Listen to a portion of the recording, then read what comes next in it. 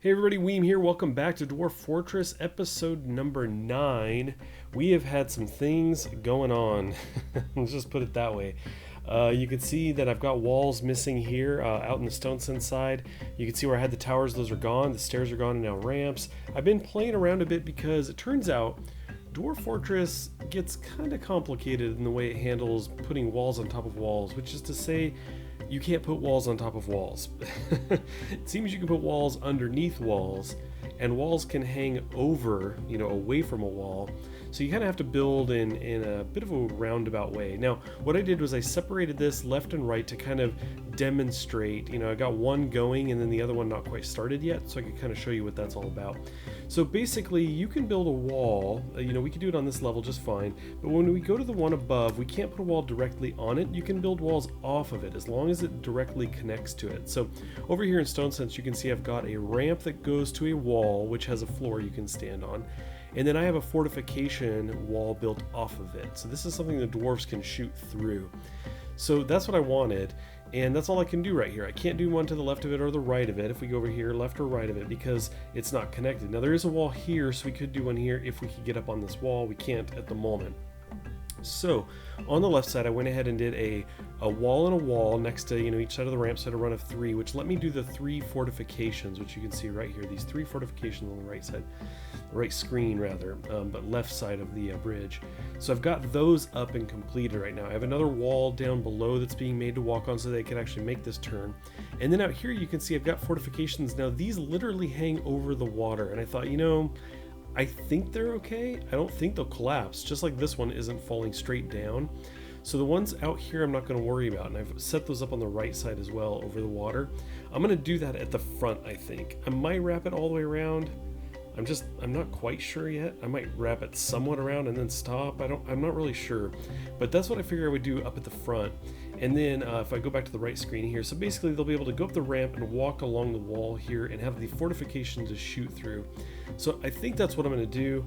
And like I said, I wanted to leave the right side open just so I could kind of show you how that was working. So that's the plan right now. Now we had some actually pretty sad news. And I would imagine I'll title this episode a new leader or something, so it may be somewhat apparent, but I'm going to jump into the announcements here and kind of come down, and you will see right here Kolohe Dwarf, the miner, has been found dead. Now I don't know what happened to him. I thought he was fine, and I was going back through here. Let me just hit S and I can actually search Kolohe. So here's all the messages relating to Kolohe. So he was just working away totally fine, trying to give water, and then was found dead. Now I don't recall seeing a notification, but sometimes I hit escape, I'm moving around and I don't notice those, and I think they may go away. I may miss things. I only noticed it when it mentioned that somebody else took over as leader, and I went in and said, no, you're not a leader yet. I haven't even given you a name yet, dwarf. So let me look at the leaders and figure out who should be the leader, right? I want to decide that. And what I went with, if I bring up, not this one, let me bring in Dwarf Fortress. Mojo is our new leader. So we now have a queen. Instead of Kolohe as the dwarf king, the next in line was Mojo. And basically I was looking at the leader and looking through some of the other traits and everything. So it kind of came down, I thought, let me narrow it down first by who has at least some skill points and leaders. That's not to say other people couldn't, if I made them leader, they would go up. So that would happen. But I thought, I want to pick somebody who already has one. And that narrowed it down to these 3. And then I looked through some other things and thought, it's going to be Mojo. We're going Mojo. We're putting all our chips in on her and hoping that she can kind of carry us through, pick up where Kolohe left off. So very, very sad to see Kolohe go. But one of the things that has prompted is that I need a place to kind of commemorate our dead, right? So we need to get that set up. It's very important to dwarves. So if we kind of go down here and we go down through the levels and we have the stockpiles, we have workshops here. This is going to be living quarters. Then the next one down, I thought this is where we are going to put the Great Hall, basically the place for everybody to come together. But then I thought, I think it'd be cool for them to be basically walk through the statues of the dead and things like that in order to get there. So I kind of made this an oval shaped room, and what I want to do is I actually want to come in a few blocks and dig the kind of inner portion of this down a level, and then maybe do that one more time, and let there be an open hole basically here, here, and here. Imagine a horseshoe that's a kind of a straight drop 3 floors down, and then I want to just use ramp, like, or do stairs or something, probably ramps that go down just, you know, couple at those couple different points. And then when they get down just a few levels, the Great Hall would be underneath all of this, probably in this area, or maybe I would do it rectangular like this. So basically, you come down these stairs, you walk across this hallway, and these may shoot over to other rooms, and then you start coming out into this kind of land bridge out here as the outer ring slopes down. I don't know if that makes sense. Imagine this being almost like a stadium, where all around the edges are these kind of slopes that go down. But this sticks out before it ramps down, you know, 3 levels or so under, you know, to what is the Great Hall. And so basically they kind of run down here and then go down the ramp down into the Great Hall, but all around them will be statues. So I think that's what I want to do. We're going to put Kolohe right at the end here. So basically as you come in, he'll be the first one here. And then I think I'll start lining them up based on, you know, the order of which they die. I'll start putting statues in and things like that. I also want to commemorate any of the creatures that we happen to kill or anything. That's a thing that you can also do. And I'm not sure where I'll do that. It might just be this hallway has them lined up or something. We do it that way. But anyway, I thought that would be pretty cool. So these guys are down here getting that started. It looks like Excel is down here digging, and we also have Jacob down here digging. And Jacob has his war dog following him, it seems. I do need to assign war dogs to, you know, a number of people. That was one of the things I wanted to do. So anyway, I thought I would explain that to you guys, show you how that's kind of progressing right now, and just kind of fill you in on where we are at. So congratulations, Mojo. Happy to have you, and we'll be keeping our fingers crossed here as we go. Okay, I've jumped down below. You can see Excel and Jacob are digging out that Great Hall area here, and I thought it might give you a better idea of what I had in mind. So this kind of open area that I dug out, you know, I came in about 3 blocks or so off the wall and dug this out, and I've got this ramp here. So I'm going to do maybe one off in here, and then maybe one more and dig that down, so this edge continues down, and you've got this this part sticking out. So it's like you could walk and stop here, and then right at this point will be where we'll have like the Kolohe statue, and we'll add more, you know, over time as need be. I am bound to kill more people. So anyway, yeah, I just, like I said, I thought I'd bring you down here and kind of show you that. Let me jump back up to the top. Actually, I can just hit F1, my shortcut, and show you that I've got this kind of set here.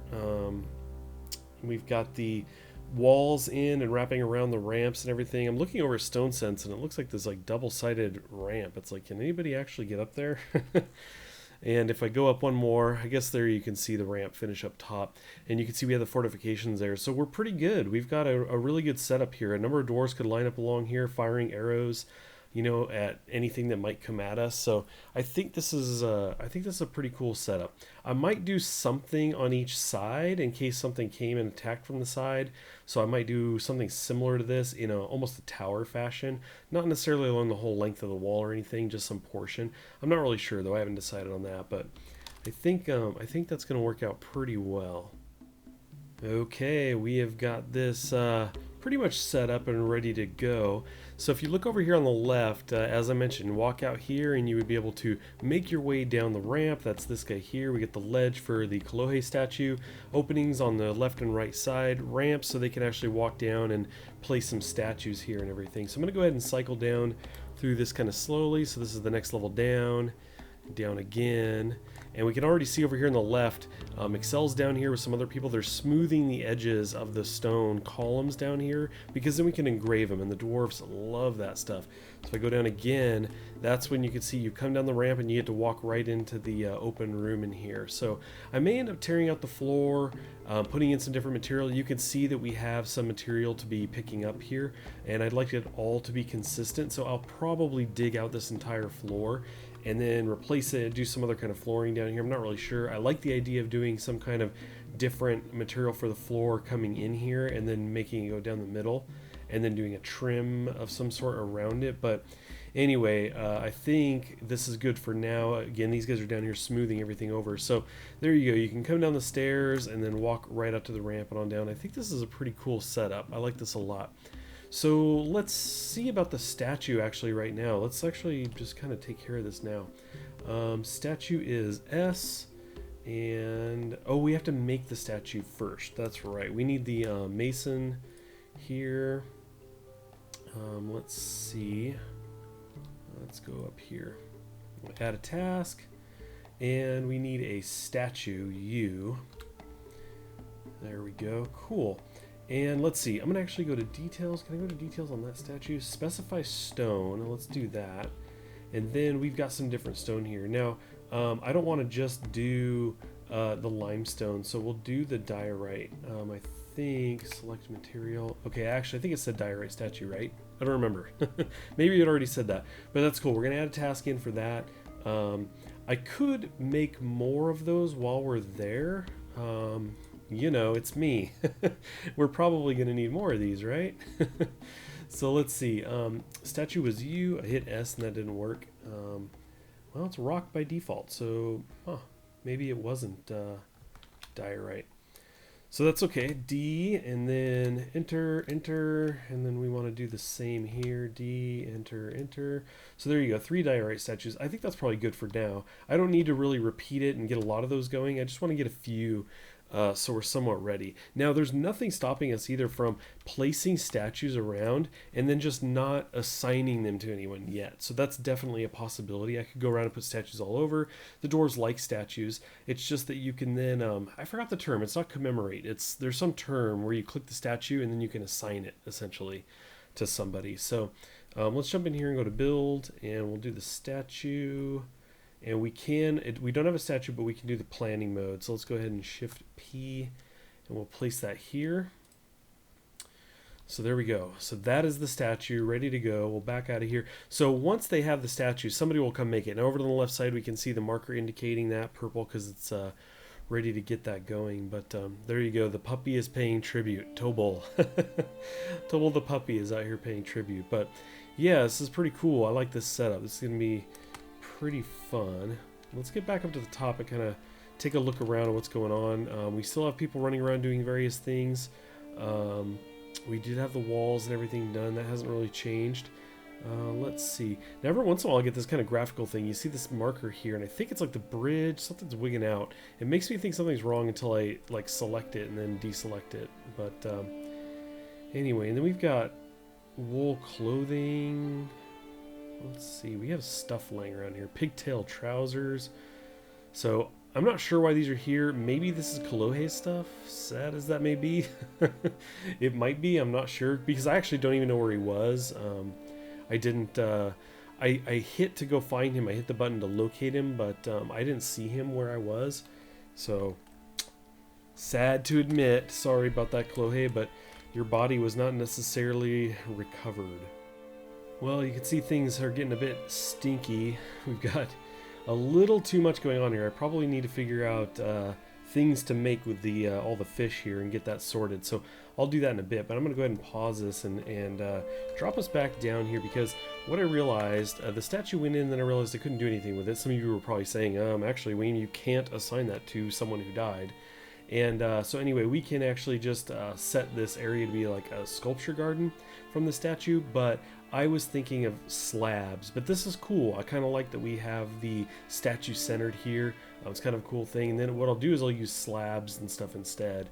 So what I had to do was come up here to the, let me go down, nope, which way? There we go. I had to come to the mason and basically set up slabs. So I do, actually, you know what, let's go ahead and cancel the statue. So I got 4 slabs being made right now. Those have to be made, and then they actually have to be engraved over here. Oh, right. Wait, I thought it would at least tell me that it couldn't do it yet. Anyway, there was a task in here to engrave a memorial slab. So if I go Alt-S, you can see that we have the 2 people. We have Kolohe and Stick. So I hit enter, it set the task. I thought it would just sit there and wait until a slab was done, but it disappeared, so it's probably going to disappear again. But that's okay. We have the slabs set to be made. Once those get made, I'll get Kolohe down there and Sticks, and then we'll be set because we've got a couple more left. So anyway, I just wanted to kind of jump back to that and mention that as I just discovered it. So let me actually go down to the room here. I've been trying to decide if this is enough room for what I want to do. Like, basically, is the Great Hall, I want a number of tables and everything, And I think this is probably fine. I'll do like 2 rows of tables and then a row of chairs on each side. So it's going to be a 4 by, you know, this whole area here. And if I start here, it goes to there. So I really only get this like 1 row of tables. I think what I'm going to do is actually dig out room to do another one of those. So I could do kind of 2 long tables like that if I wanted to. Not that I couldn't do this later, but I just thought I would kind of measure that out, see what that looks like, and handle that while I'm thinking of it. So over here you can see Excel and Jacob down here, and then they have dogs. The dogs are helping mine out the rest of the area, but I really want to get this set up because we have a lot of people idling, kind of wandering around, unsure of where to go. I'm going to pause this really quick because we actually have a death at the bottom. You may notice. We had Muggle die of dehydration. That's unfortunate. We'll look at the stocks here in a bit, but basically, yeah, I really need to get this set up so these guys have a place to go, and then probably set up some stockpile areas for like food and drink that's nearby that kind of pulls from the top, so that when people come down here to get, you know, rest and a drink, it's just right there ready to go. Now, we had the dehydration death we just saw. Unfortunately, Muggle just died, which is unfortunate. We have drinks. We have 60 something because we don't have a manager for this yet. It doesn't give us exact numbers, but we have drinks and everything, so maybe it was just too late. I mean, we've had drinks for a little while, but who knows? I really don't know. So that's unfortunate, but hopefully that's not going to be as much of a thing anymore. Keeping our fingers crossed. So anyway, I guess we'll have to make something for Muggle as well down there, but that's okay. We're gonna honor our dead, and I think everything will work out just fine. So anyway, I think I'm going to go ahead and leave it at that for now. We're pushing up on time once again. I think we got a little bit of time, but I'm going to get lost in this. There's so much to do. Time just flies in this game. So I really hope you guys come back for the next episode. I appreciate it, as always, that you come and follow along. It's awesome, and I'm enjoying myself. So anyway, yeah, I'm going to catch you guys next time. See you later.